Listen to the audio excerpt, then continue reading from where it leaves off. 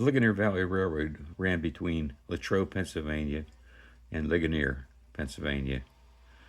It's basically, the main line was 10 miles long. It had a branch going up to pick up some coal mines that was north of Ligonier.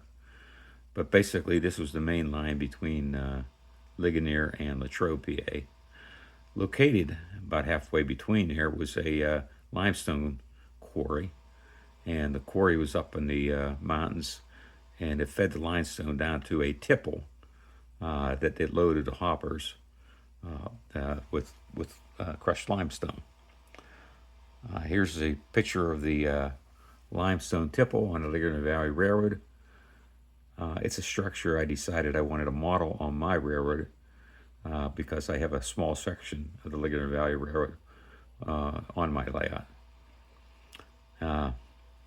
The structure I built is totally scratch built, and it still exists today on Route 30. I'll show you a picture of that next. Here's a photo of the Limestone Tipple as it exists today. Excuse the lines, I'm shooting this off from my computer.